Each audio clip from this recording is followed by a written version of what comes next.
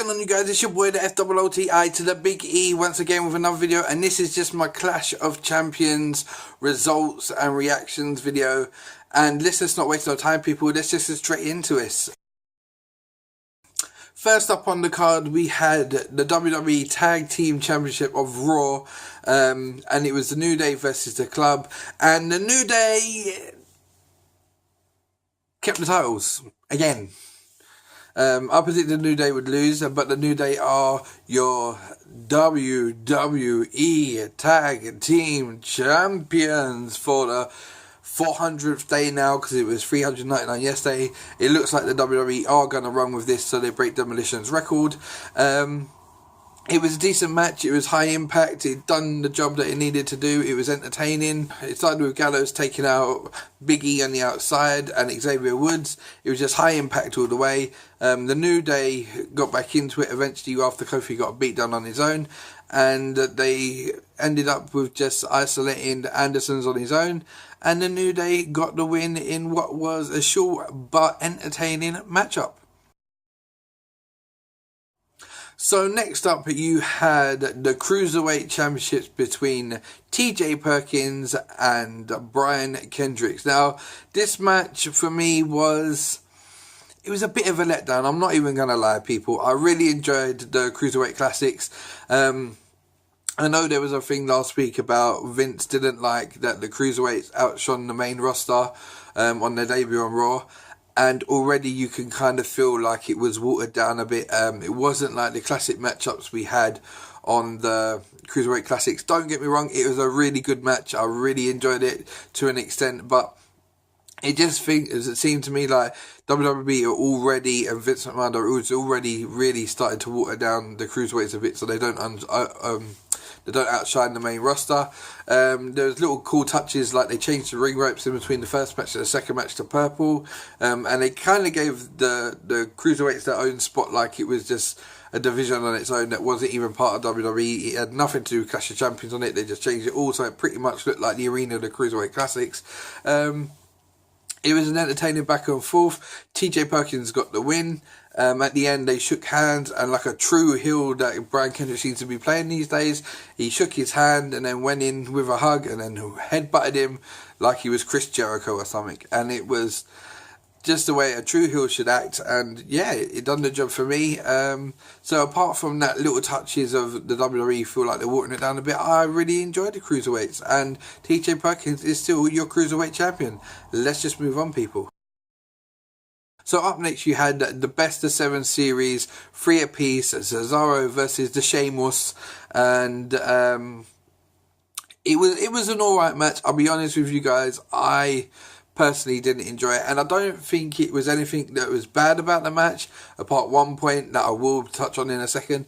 But it just feels like, for me, I'm just over this whole feud, and it's only going to get worse, people, because it was a back and forward matchup. There was a spot where Cesaro went through the ropes and landed on his head. It looked like an awful landing. There seems to be a lot of people landing on their heads doing rope dives in these days, but it did look awfully bad. And then they had a spot at the end where they were both on the outside after battering each other for about 10 minutes, where Sheamus got clotheslined over the barricade, Cesaro followed, and then the referee stopped the match saying they both couldn't continue. And now, it was lame. And the reason why I say it was lame, because some of the moves these two did to each other, to end it on just a little clothesline over the barricade, and they showed the replay, and it wasn't a major fall. If it was like a really kind of heavy fall and they really sold it, I might have believed it, but it was a lame ending to the match. After the crowd singing "This is awesome" and all that kind of rubbish, which I felt it was a good match, but the match didn't warrant a "This is awesome" chant. It just seemed like a bit of a letdown ending, and we didn't get an outright winner, which means this is the bad part. We've got to endure another Sheamus versus Cesaro match. Now, I've got nothing against Cesaro. I'm not Sheamus' biggest fan, but the reason why I'm not invested now is because it's just been going on for too long, and now we've got to have another one. So, let's just move on, people. So up next you had Sami Zayn versus Chris Jericho. I really enjoyed this matchup. It was the matchup of the Canadians.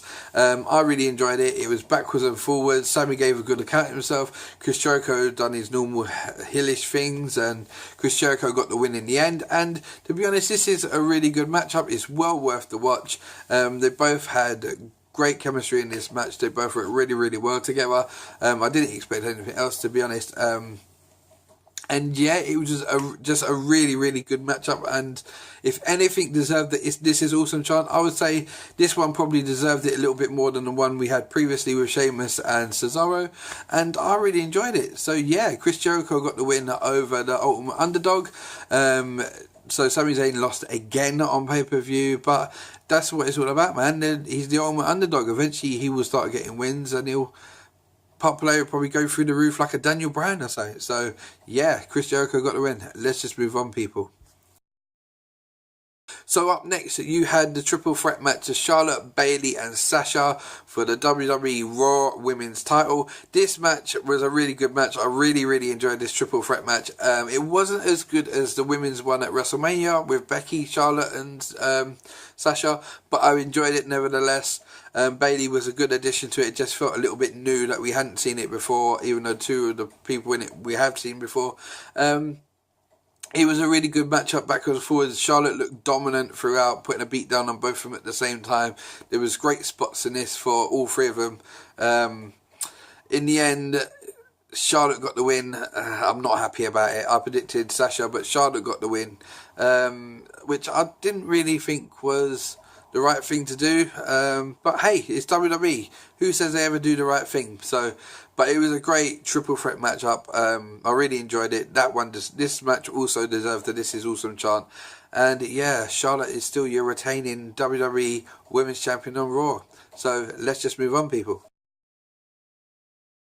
So up next you had a Rusev versus Roman Reigns. Now in this match I predicted that Rusev would crush Roman, and that is exactly what didn't happen. I keep on building you guys up and telling you things, but it didn't happen. Roman is your new United States Heavyweight Champion. I'll be honest with you guys, I wasn't really invested in this match. It wasn't a bad match. I enjoyed it, I suppose, to a level. But there was something just about it that I wasn't invested in. I don't know if it had to do with the SummerSlam one, where I was really looking forward to SummerSlam and just never really took off. So yeah, I don't know what was the problem with me and my connection with this match, but I didn't really connect with it. And Roman Reigns won, which I'm not happy about, because I wanted Rusev to crush Roman Reigns. But nevertheless, Roman is your new United States Heavyweight Champion, and let's just move on. So last but not least was the WWE Universal title. It was Kevin Owens, the defending champion, against Seth Rollins, the number one contender. This match was everything you expect it to be. Kevin Owens could put on great matches. Seth Rollins could put on great matches. It was on for about half an hour. Backwards forwards matchup. It was really, really good. Big high spots of both of them. Both of them hit lovely, beautiful flog splashes in this match.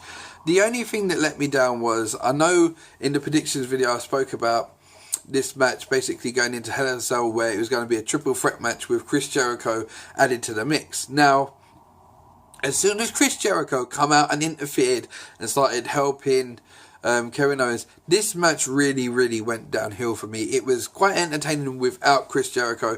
I don't see why they couldn't do something with the build-up on Monday Night Raw starting tomorrow. But when he came out, it just kind of, I felt it kind of spoiled it for a bit for me, to be honest. And the ending was, it was where it was. Seth Rollins had Kevin Owens ready for the pin. Chris Jericho put Kevin Owens' foot on the rope. Seth then went after Chris Jericho. The referee got involved in the mix and got wiped out. Then it was pretty much a 2-on-1 beatdown. Seth Rollins had Kevin Owens ready for the pin.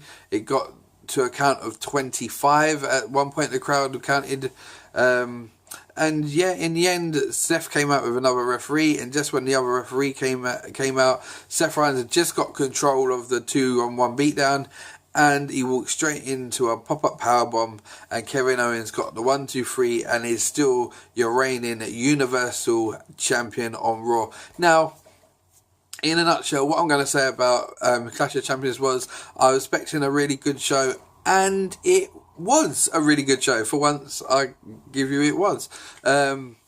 I enjoyed it. Only Roman and Rusev was the only one I didn't really connect with, and obviously Sheamus and Cesaro, but I don't have no connection with Sheamus whatsoever, so I didn't expect to have much of a connection in that match anyway, and be invested in it. But it was a good solid show. I was looking forward to Clash of Champions. I thought it was built up better than Backlash because they had more time to do it, and it turned out that way. It was presented better, a little bit better than Backlash. Not that Backlash there was anything wrong with it, it just didn't feel like, like a pay-per-view. It felt like it had something missing. I put that down to the fact that they only had 2 weeks to build it up and sell it.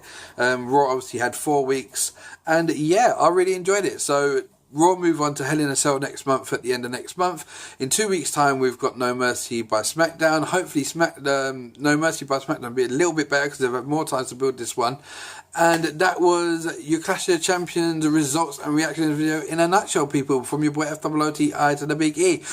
Before I go, I'm going to give this a grading like I give all shows. I will give this a B- grading, only because there's little bits in it, like the finish in the main event, I didn't like that much.